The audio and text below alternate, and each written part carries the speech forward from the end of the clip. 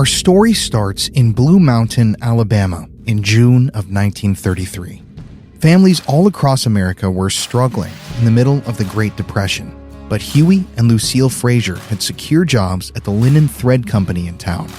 They didn't have luxury by any means, but their jobs paid the bills, and they had always been hard workers. In fact, the only time Lucille hadn't worked since the age of 13 was when she and Huey decided to have a baby a few years prior, which ended in a stillbirth. The couple was devastated by their loss, but luckily, by the next year, they were pregnant again. And on June 4th, 1933, they would bring a healthy baby girl into the world, named Audrey Marie Hilley. Huey continued to work at the mill, while Lucille stayed home with the baby, and they were determined to give Audrey Marie the best life possible. Lucille grew up with 5 brothers and sisters, and her family often struggled trying to make ends meet. So she wanted to give her daughter a better, more comfortable life than she had. So growing up, Audrey Marie always got what she wanted, but life still wasn't easy for the family. While Audrey Marie was a child, her father Huey became pretty sick, and he started missing work more and more. Eventually, as his sick days started piling up, he became unreliable and estranged from his own family.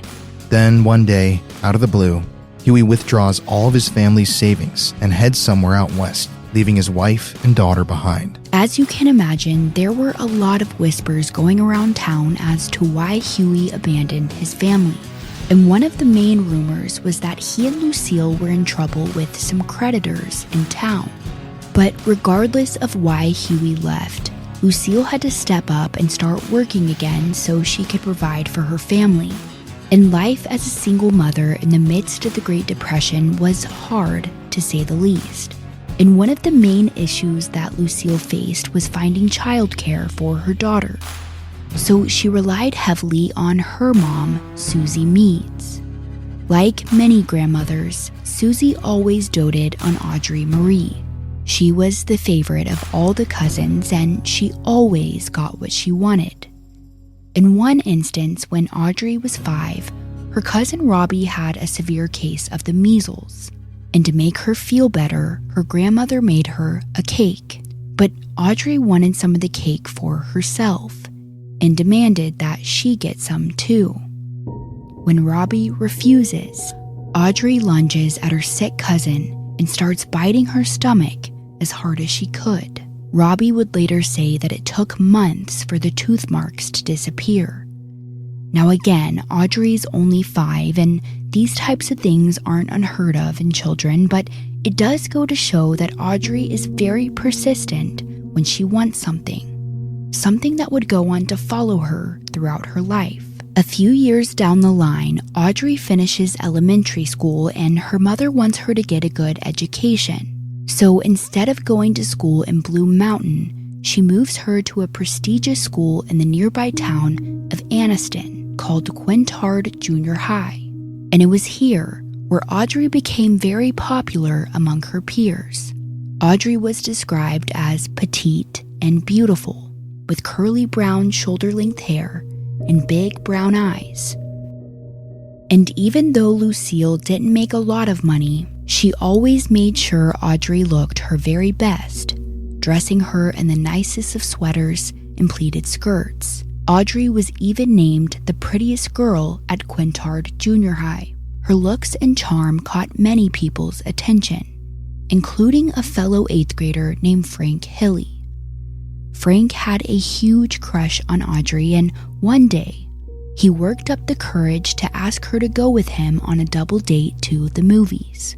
Audrey agreed, and the rest was history. Frank knew at just 14 years old that he was going to marry Audrey, and eventually he would. But as teenagers, the two seemed to be madly in love. When Frank brought Audrey home to meet his family, he got his younger sister, Frida, to braid her hair and wear a dress so that she could look nice for his new girlfriend. Frida never wore dresses, but she did that day, and she really seemed to like Audrey at first. Frida would even join the two on dates sometimes, and she really looked up to her older brother and his new pretty girlfriend. Frank's other sister, Jewel, however, never really liked Audrey. She couldn't quite put a finger on it, but the two never seemed to hit it off. But even though that year was full of young love and excitement, Audrey would experience some heartbreak too. Her grandma, Susie, was diagnosed with cancer and died shortly after. This was difficult for Audrey, given that her grandma was like a second mother to her. The following year, she would begin school at Anniston High School, where she joined the commercial club, which the yearbook said brought together the businesswomen of the future. She also joined the Future Teachers of America. If you were to take a look at Audrey's yearbook, you would see her sitting front and center with perfect posture, wearing her nice, smooth sweater sets. Audrey cared a lot about her appearance, and everyone knew it. Throughout her high school career, she and Frank continued to date each other, and as soon as they graduated on May 8, 1951, the two would get married. Almost immediately after their wedding, Frank would begin his service in the Navy. While deployed in Guam, he happily sent back all of his paychecks to his wife in Alabama. He intended for her to put them in their savings until he came back, but Audrey had other plans for their money. As you'll come to learn, Audrey was a big spender, and almost every penny of what Frank sent was quickly spent without even telling him. Now, for a short period of time, Frank was stationed in Long Beach, California, and Audrey actually moved there with him. She described this time as the happiest in her life, but it didn't last very long. Shortly after, Frank was discharged from the Navy and the couple moved back to Anniston, Alabama. But having spent all of their savings, they didn't have a lot of money. So Frank eventually finds work as a shipping clerk at a national piping business called Stanford Foundry. And Audrey gets a job as a secretary for an attorney in the city.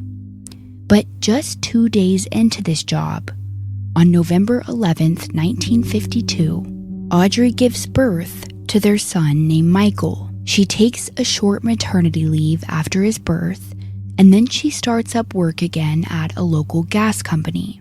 And for a while, things seemed to be going really well for the growing family. Frank even got promoted as head of the shipping department at his job. And from the outside looking in, the Hilleys were the picture-perfect family. Audrey was beautiful, very put together, with perfect hair, clothes, and makeup. The kind of woman that people envied. Frank was more quiet of the two, slim, good-looking, with reddish-brown hair, and he was always very friendly to the people around him. But looks can be deceiving. Beneath the surface of this picture-perfect family, there was some turmoil. For one, Audrey had a bad spending habit. She was constantly in the new and hottest styles, and she refused to buy anything that wasn't the best and most expensive. Her friends and coworkers said that she was always one-upping everyone, trying to be the most stylish in both her clothing and her homes. After she and Frank got married, they agreed to buy a small house, one that was more suitable to their budget. But almost immediately after buying this small home, Audrey was completely dissatisfied, and she decided that it had to be remodeled right away. She even hires an expensive interior designer to help her find the nicest furniture in Anniston. And their friends all agreed that this was a little over the top. The Hilleys definitely did not make enough money to be buying all of this expensive stuff. And Frank just kind of let Audrey do whatever she wanted. It was clear that she made all of the decisions in their relationship, and he could never tell her no. One of their friends would even say, quote, anything that she wanted, he'd give it to her. It didn't make any difference whether he could afford it or couldn't afford it, she got it, end quote. And Frank seemed to be okay with it. He would later tell a friend while smiling that, quote, she can spend more money than anyone, and she sure can spend more money than I can make, end quote. It wouldn't be until January 14th, 1960, 7 years after their first child was born, when Audrey and Frank decided to have another baby. This one was a girl, who they would name Carol. And again, at a quick glance, life seemed to be going great for the family.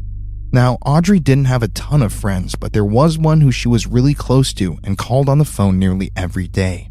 Her name was Dorothy Williams, and she loved how funny and blunt Audrey was. But in every phone call, Dorothy could always expect Audrey to say, "You won't believe what my mom bought for Michael and Carol."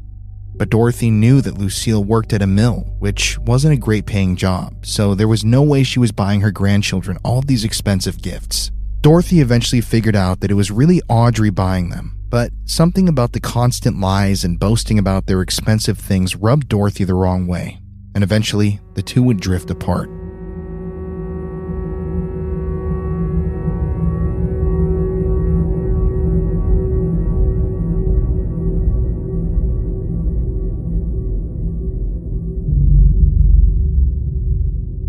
Once Carol starts to grow up, Audrey continues her job at the gas company while her mother Lucille watches the kids. And once the school year starts, they kind of create a routine where Frank picks up Michael from school and then they drive together to go pick up Audrey from work. But one day when Audrey hops in the car, she notifies her family that she had been fired. It's unclear exactly why, but with her charm, it wasn't hard for her to find another job. At the next one, all of Audrey's coworkers really liked her. It was easy for her to put on a fake persona and be the person everyone wanted her to be. But it wouldn't be long until people started to see her true colors. Frank's sister Frida would later say, quote, "Something would happen and she would end up being alone. She would think things that weren't really the way it was. She would think people were doing things against her, trying to hurt her, and she would drop her relationship with them." End quote. A lot of the disagreements Audrey would have were with other females at her job, but she always had great relationships with the men she worked with. In other words, Audrey was not a girl's girl. She was also known to be extra friendly with the men. In fact, she crossed the line with these men on several occasions with her flirting. In one instance, a man named Harold Dillard was the owner of Advanced Construction, and he was doing his best to help Audrey find a job. At first, their relationship was strictly platonic. He was almost like a father figure to her.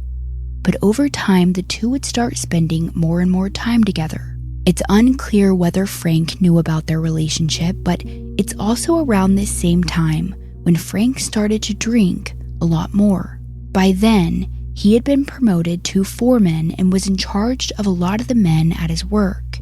And at the end of the workday, he and all of his employees would stop by the Elk Club for some beers. He didn't have a drinking problem at first, but over time, it developed. Friday nights at the Elks Club was ladies' night, and on one particular evening, Audrey Marie and Michael decided to join Frank there for dinner. When they arrive, however, Michael notices his father acting strange, and it's clear that he's wasted. Audrey, who always cares about appearances, is clearly angry, but she does her best to hide her emotions. But as the night goes on, the two begin to openly argue in the bar, and that was their sign that it was time to call it a night. Audrey leaves to go get the car, while Frank and Michael wait outside for her. But while they're waiting, Frank is overtaken by the liquor and vomits in the nearby bushes. Michael then watches in horror as his mother pulls the car up and Frank lays down on the ground and starts yelling at Audrey. "Come on, run me over, put me out of my misery." Now, luckily, someone that was watching this all go down went over to Frank to help him up, but Michael noticed that his mother actually accelerated the car in Frank's direction, as if she really was going to run him over. And it was at around this time when Audrey and Frank's relationship started getting a lot worse. They barely spent any time together, and while Frank was at work or at the Elks Club, Audrey would go over to Harold Dillard's home. Harold lived in a large, beautiful mansion with a pool, which, as you can imagine, was right up Audrey's alley. She loved getting to tap into the rich lifestyle, even if it was at the expense of her husband. When Carol was younger, she remembered her mother taking her over to Harold's house when her father wasn't around, and these trips were not platonic. In fact, Harold began buying Audrey expensive jewelry and clothes. But Harold wasn't the only person showering Audrey with gifts. Another successful business executive in town named Leroy Tunis was also getting friendly with her, and he had even bought her daughter Carol a pony.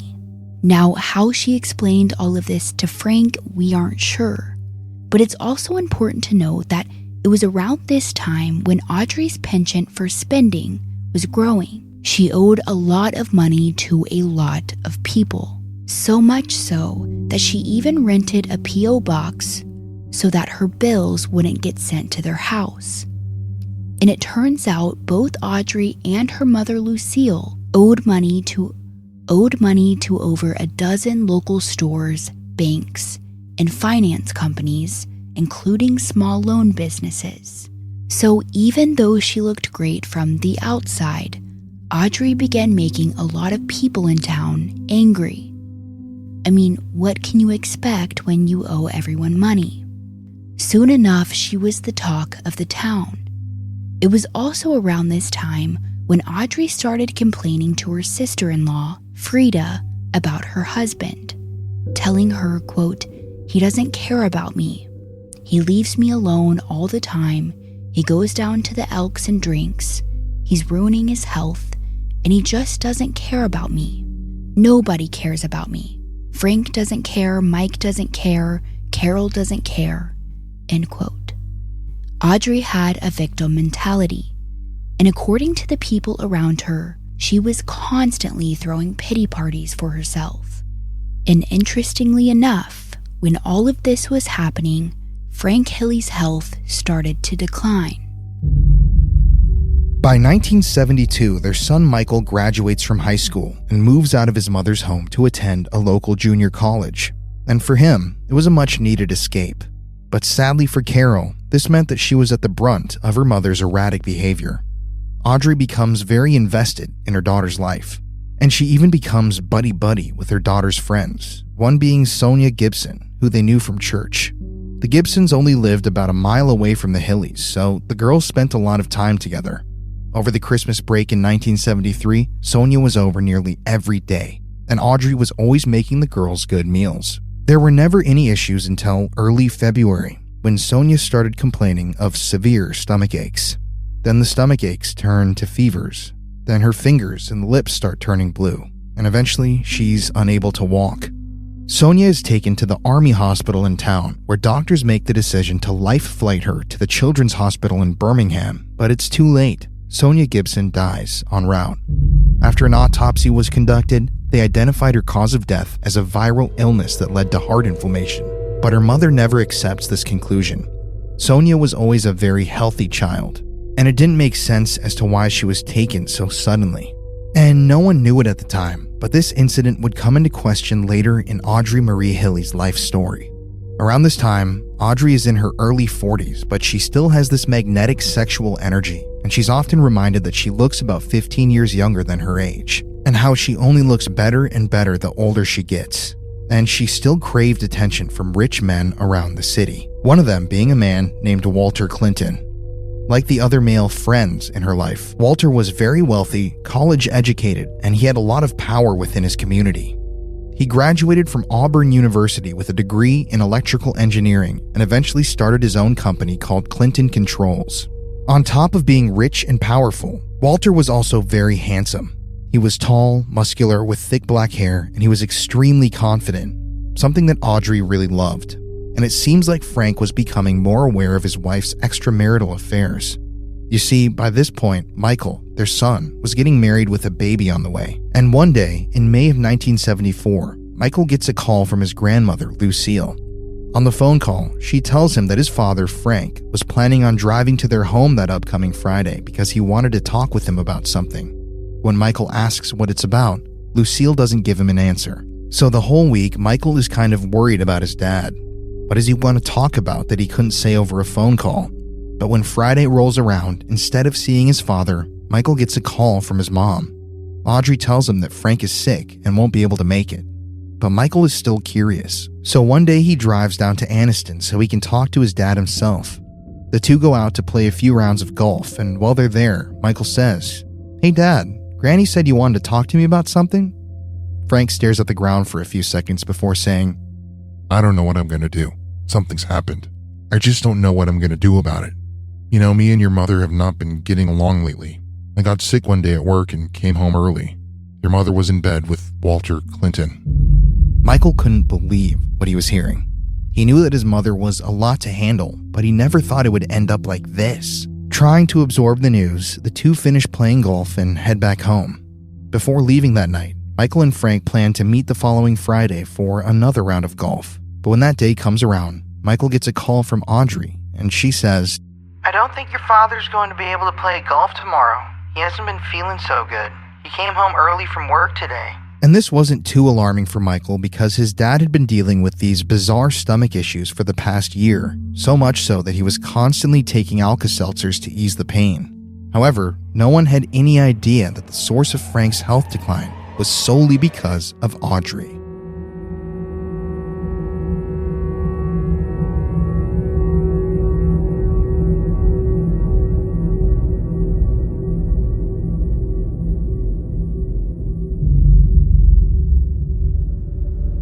Over the past few months, as Frank's health had declined, Audrey had been slipping arsenic into his food.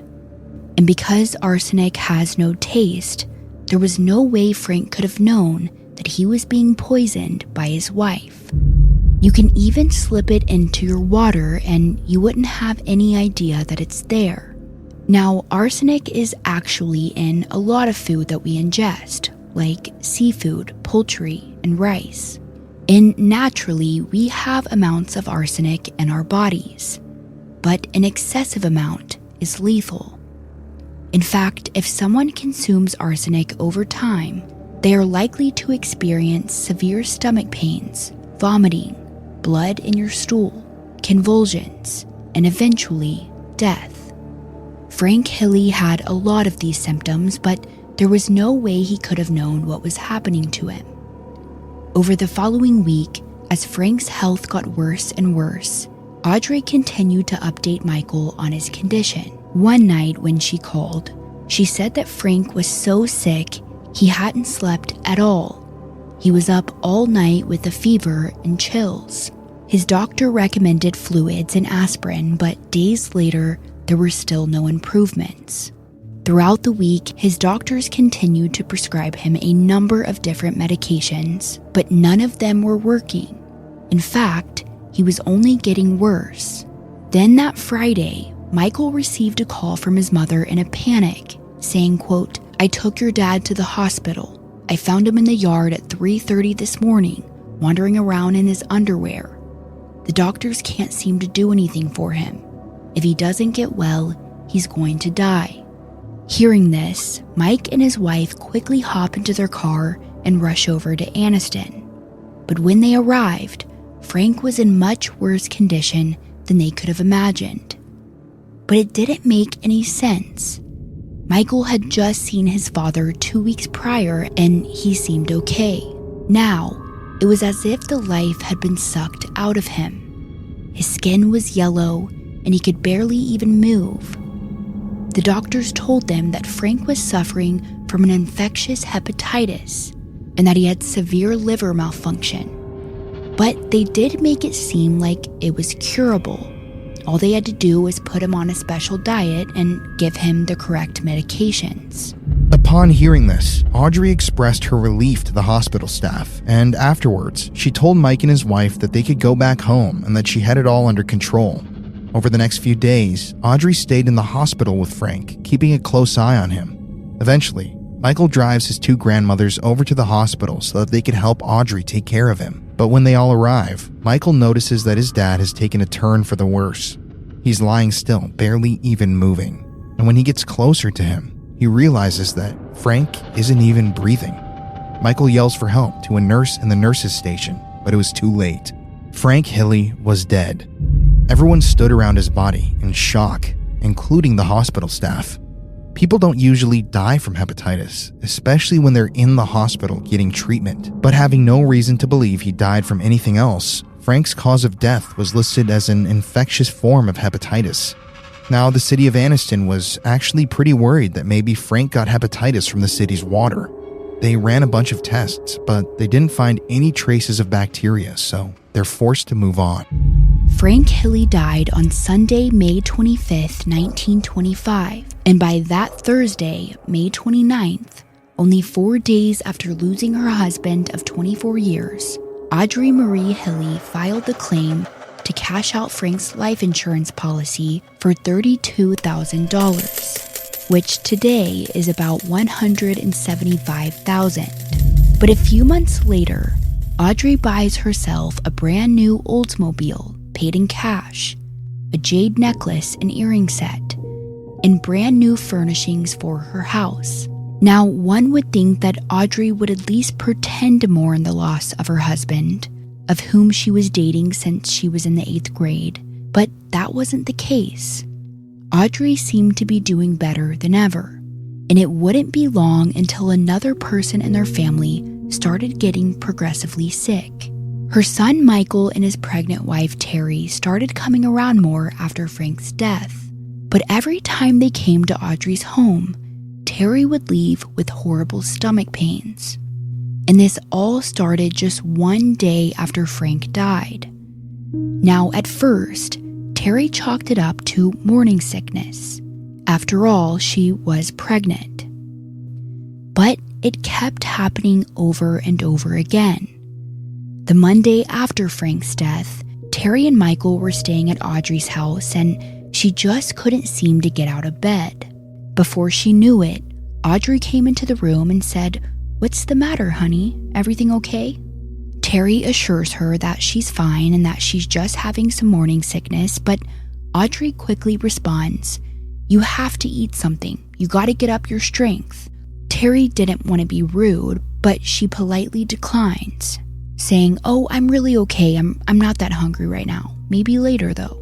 But Audrey would not give up. "Don't be silly. I'm gonna bring you some soup. It'll taste good." Everyone knew not to argue with Audrey. She seemed to always get the last word, so Terry just let her have her way. And a few minutes later, Audrey comes back in the room with a bowl of potato soup. Terry eats it, thinking that it may help her stomach, but within the hour, she is overcome with nausea and sharp pains running up and down her legs and stomach.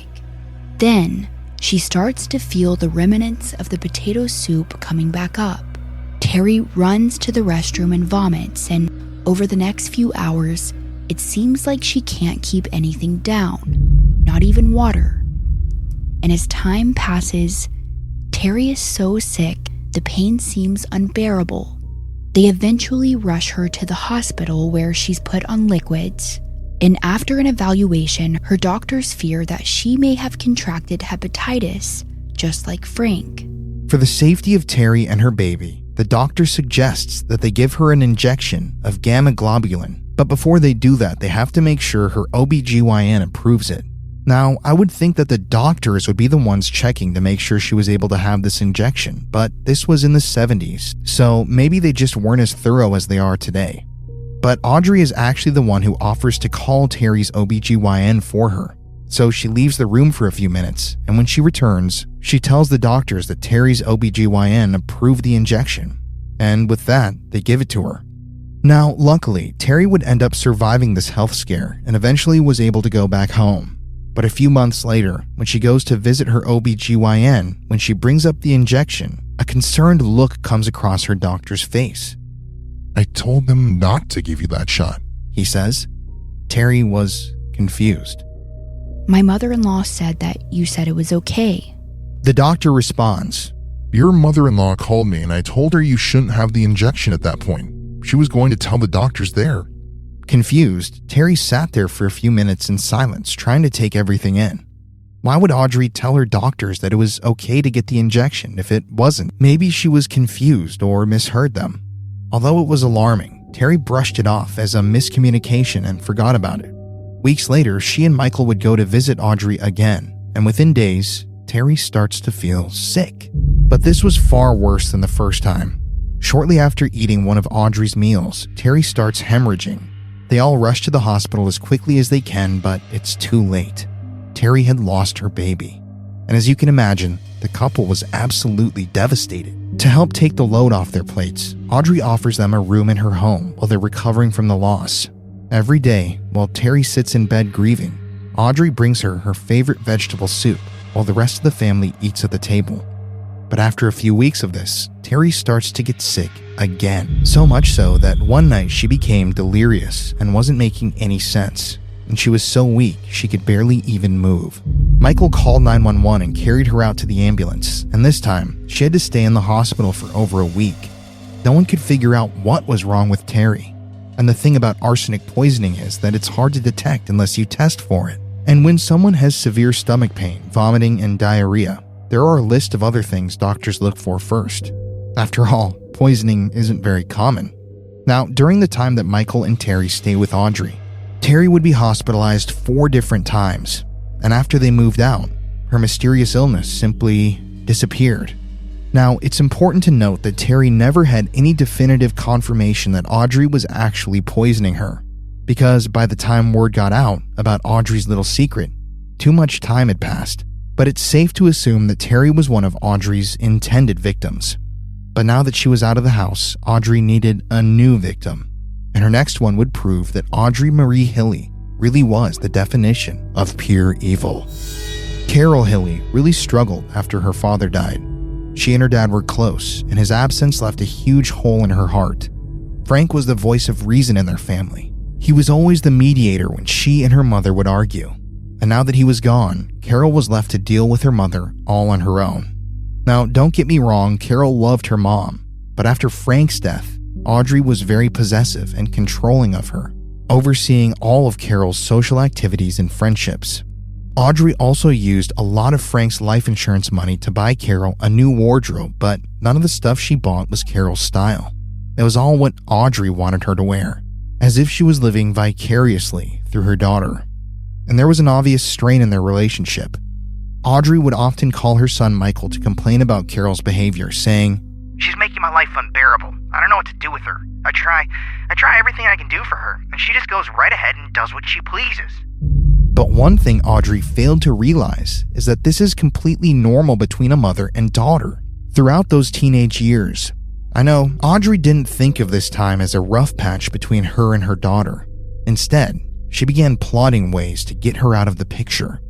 And it all started by setting Carol up with a life insurance policy. Now, just 3 years after Frank's death, Audrey had spent every single penny of Frank's life insurance.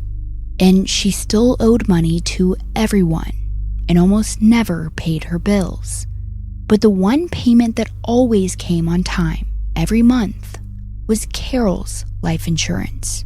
Now, eventually, Audrey was so low on money that she was forced to sell their home and move in with Frank's sister, Frida. And as you can imagine, for a woman who cared so much about her appearance, this was not a good time in Audrey's life. So in order to get her needs met, she rekindled her relationship with Harold Dillard, the one who she would see when she was still married to Frank. The two had remained in contact over the years, but she knew he could get her a good-paying job, and he did. Except the job wasn't at any businesses in town, but at his house for secretarial work, which he always paid in cash. Around this time, people close to Audrey said that she was constantly showing off her thick roll of bills and bragging to everyone about how well she was doing with her new side hustle. But as Audrey's life seemed to be getting better, Carol's was taking a turn for the worst. It was the year 1979, and Carol was now 19 years old. But just like everyone else in Audrey's life, she started getting sick all the time. And her symptoms were just like her father's and Terry's. She found herself bent over in pain with stomach aches, constant vomiting, and diarrhea. Over the next few months, Carol goes in and out of the hospital. On some occasions, she's there for days, and others she's there for weeks at a time. And again, the doctors are completely puzzled in terms of her diagnosis.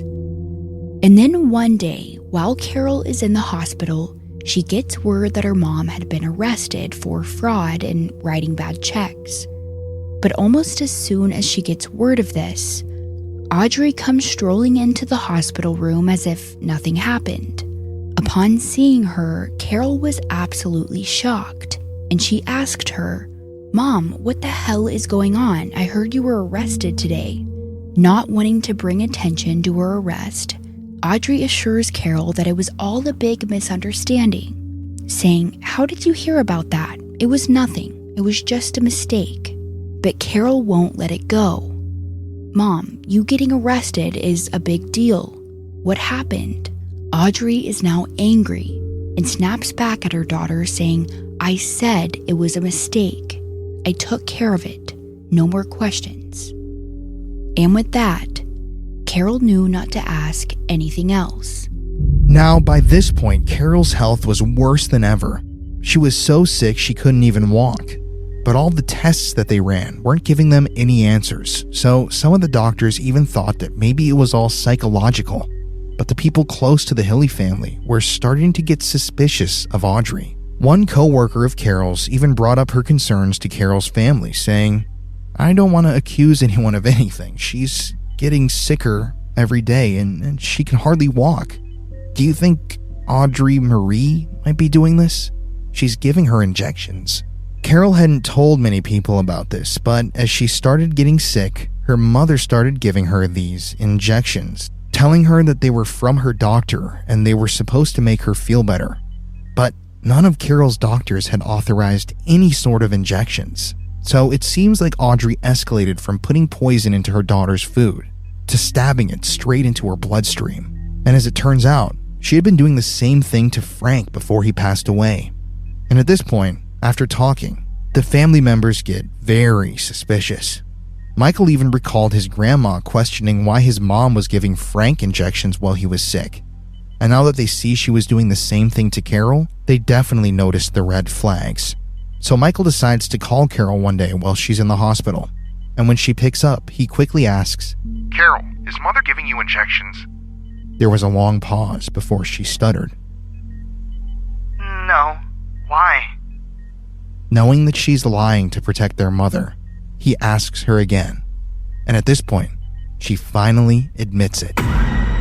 But it turns out their family wasn't the only people who were suspicious of Audrey Marie Hilley. The hospital staff was as well. Over the past few weeks, they had been noticing that any time Audrey came around, Carol's physical and emotional state would worsen. So much so that they actually banned Carol from having any visitors. And this made Audrey furious. She even called the hospital demanding to see her daughter before her breast cancer surgery. But they still refuse. And Audrey didn't even have breast cancer.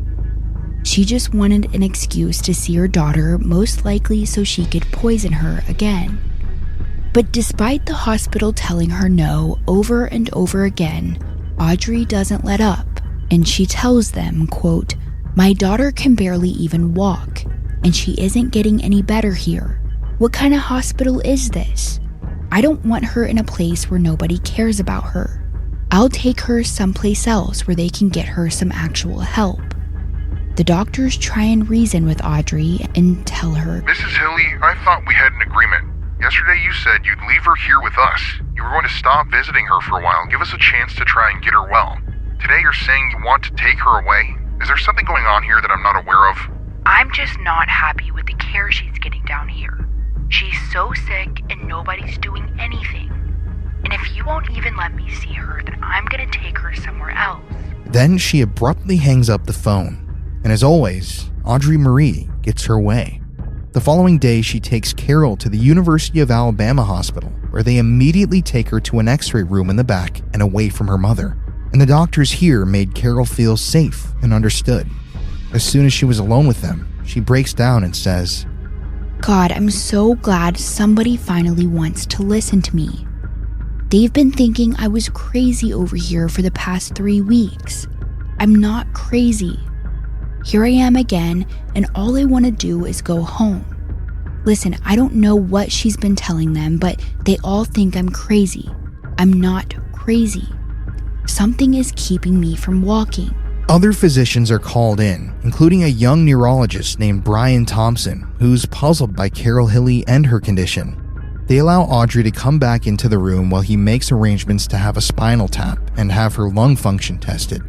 Movement in the hallway catches Carol's eye, and a bearded man steps in and pulls Audrey out of the room. A few minutes later, her mother comes back into the room before announcing she had to go to Anniston. When Carol asks why, she tells her that the police said that her car was stolen, but she assured Carol that everything was fine and she'd be back soon. But she wasn't fine, and she actually had to spend the night in the Birmingham jail. As you can imagine, Carol is absolutely distraught. Not only is her health declining, but now her mother is in jail again. So Carol calls the rest of her family and updates them on everything that's going on, and they quickly make their way over to the hospital. Once there, Frida, Frank's sister, pulls the doctor aside and says, "I think Audrey Marie is giving Carol injections that are keeping her sick. I mean, I know it sounds crazy, but I think she's trying to kill her." The doctor agreed that yes, it did sound crazy, but he believed her. He then stepped inside of Carol's hospital room to take a look at her body to see if there were any obvious signs of poisoning. And he asks her, "Can I see your nails?" Carol is surprised to see her doctor in her room so close to bedtime, but she does as she's told and shows him her hands and feet. And to the doctor's horror, their suspicions were right. There on Carol's fingernails were deposits called Meesline, which are these horizontal white lines that run across your nails about 6 weeks after arsenic enters the body. And seeing this meant only one thing. Audrey Marie Hilley was trying to kill her daughter. Immediately, the doctors notified the police and made sure that Audrey was to have no further contact with her daughter. Shortly afterwards, on October 3rd, 1979, forensic analysis on Carol's hair was conducted by the Alabama Department of Forensic Sciences, which found arsenic levels of over 100 times the normal amount. This discovery revealed to investigators that Audrey had been giving her daughter large, toxic amounts of arsenic for months. This revelation, understandably, changed everything. And once the reality of the situation set in, authorities soon came to realize that Frank Hilley, Audrey's late husband, probably died from arsenic poisoning as well. So that very same day, authorities paid a visit to the cemetery and exhumed the body of Frank Hilley. After they had dug up the decrepit corpse of Frank and run their tests, authorities found that he too had been poisoned by high levels of arsenic. At first, the evidence of arsenic poisoning wasn't obvious because at the time of his death, the symptoms looked a lot like hepatitis, and no one would have ever thought that Frank was being poisoned by his own wife. Now, Audrey was already in custody at the time of this discovery, but soon enough, the entire town of Anniston would learn that she was a murderer. Because on October 9th, 1979, Audrey Marie Hilley would be charged with the murder of Frank Hilley and the attempted murder of her daughter, Carol. In a search of her home, authorities also find a vial of arsenic in her purse. And 2 weeks later, Frida finds a jar of rat poison in Hilley's home, which contains 1.5% arsenic. Audrey had been sprinkling poison into her family's food over the past few years, which was a hard pill to swallow for anyone that knew her. Exactly a month later, on November 9th, 1979, Audrey was released on bail. After walking out of jail, she rents a room under a fake name at a local motel called the Roadway Inn. And after a few days, she's nowhere to be seen. She had vanished into thin air. The only thing left behind was a note that she wrote, making it look like she had been kidnapped. When authorities find the note, however, no one believes that it was authentic. Who would? There was a large search for Audrey Marie, but no one could find her. Then, 10 days later, on November 19th, Audrey's aunt comes home to find that someone had broken into her house and stolen her car, some clothes, and an overnight bag. A note was left that read, quote, "Do not call the police. We will burn you out if you do. We found what we wanted and we will not bother you again." End quote. But everyone knew that this was no random burglary. It was Audrey Marie Hilley grabbing some essentials before heading off to go on the run.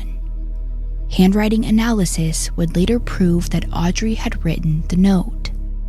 Now, despite investigators finding all of this pretty early on in the investigation, they could not track down where Audrey had gone, and they wouldn't find her for years.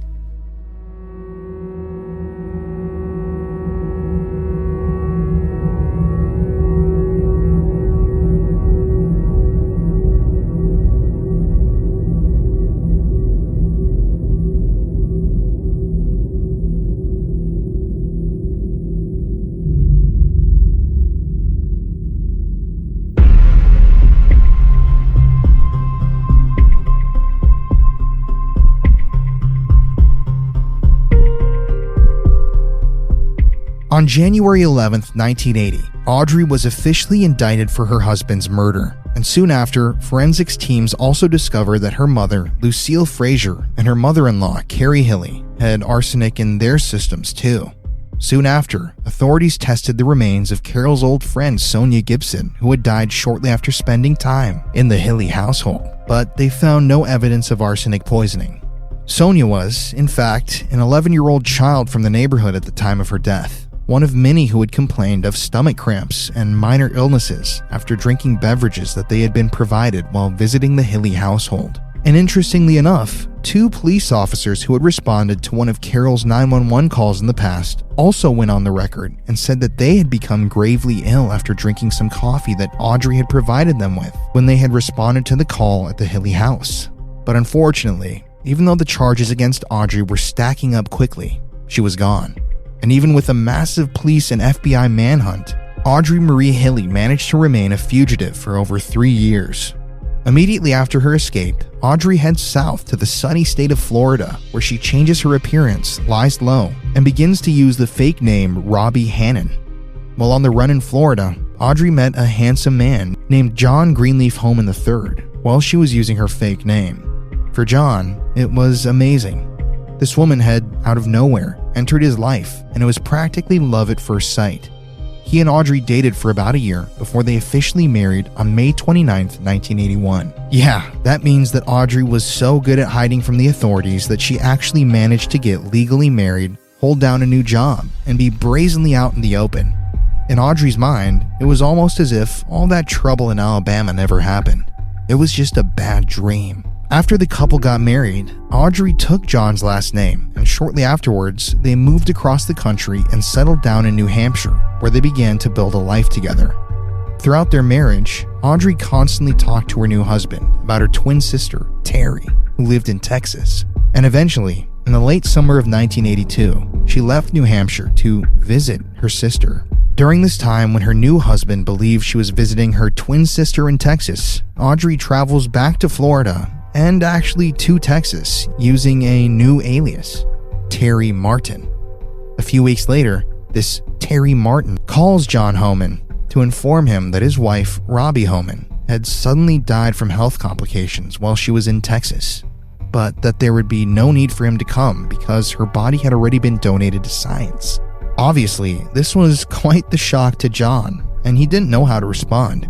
His wife had simply gone to see her sister, and now she was dead from health complications, and her body had already been donated to science? Bonded in the pair's grief, they slowly get to know each other over the phone. And over time, John tells her that he's really interested in meeting Terry, who we know is really Robbie, who is really Audrey. Pretty confusing, I know. But over the phone, Terry agrees that the two of them need to meet to put Robbie's death behind them.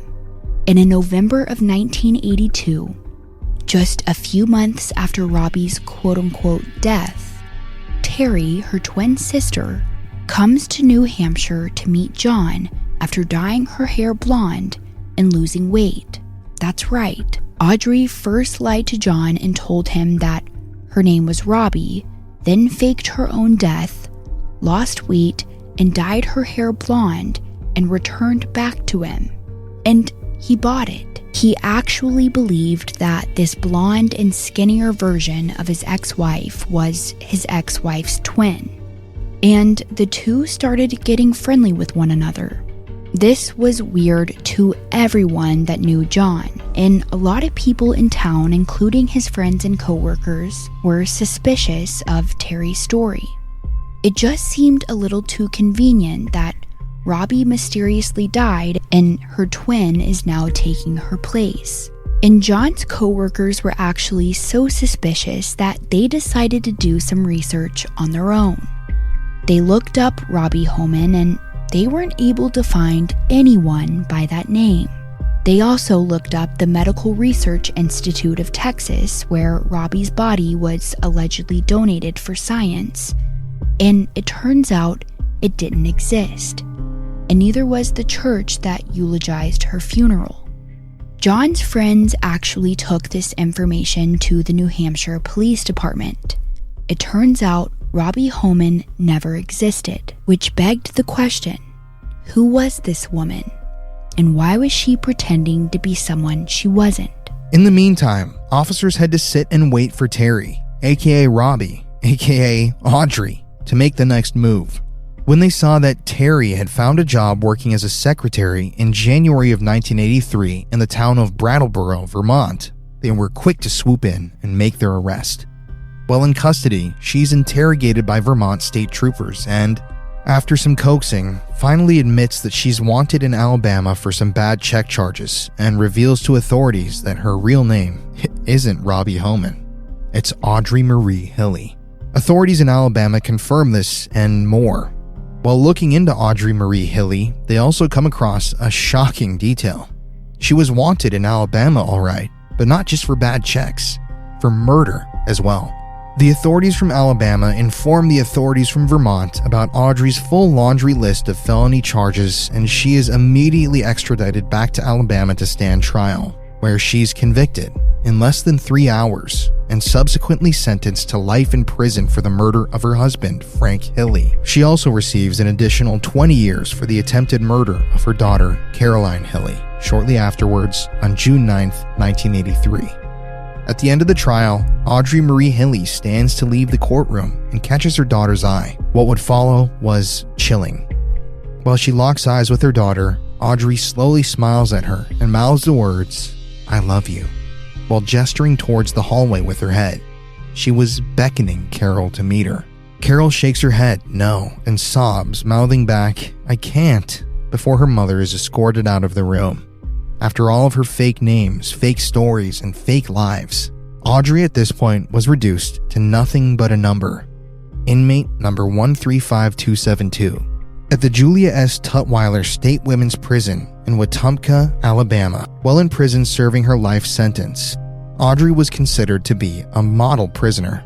Her good behavior even earned her some supervised day passes from prison, and in February of 1987, she was given a free pass to visit her husband John, who was still very much in love with Robbie, Terry, Audrey. Well, her name didn't really matter that much to him. John just knew that deep down he still loved the woman he had fallen in love with, no matter what name she went by at the time. After spending the night together in a motel, John left for a couple of hours to go on a food and errand run. But when he returned, all he found was an empty room. Audrey had, once again, vanished. After finding that Audrey had disappeared, John promptly calls the police and finds a note in the room from his wife asking for his forgiveness. But Audrey's luck was finally about to run out. This time, she wasn't on the run for long. Only 4 days after deserting her husband at the motel, Audrey crawled out of a wooded area near Anniston, cold, soaking wet, and disoriented. It's assumed that while on the run, she had been camping out in the cold, dark, wet woods, all alone, with no real food or clean water during a vicious thunderstorm. When she emerged from her hiding place in the woods, Audrey sought help from a woman named Sue Kraft, an old elementary school friend who lived on a property that backed up to the forest. When Audrey finally made it to her old friend Sue's back porch looking for help, she was in a delirious state, completely unrecognizable, and was mistaken by Sue to be a transient. After seeing this disheveled, rambling woman on her back porch late at night, Sue called the police to report the strange and delirious person camping out on her porch, and when they arrived, the police immediately recognized that this was no transient. It was Audrey Marie Hilley. Audrey was still conscious when the authorities arrived, but was suffering from convulsions and soon lost consciousness after being transported to the regional medical center in Anniston, Alabama. Shortly after arriving at the hospital, Audrey suddenly goes into cardiac arrest and is pronounced dead at 5:06 p.m., having died from exposure and hypothermia.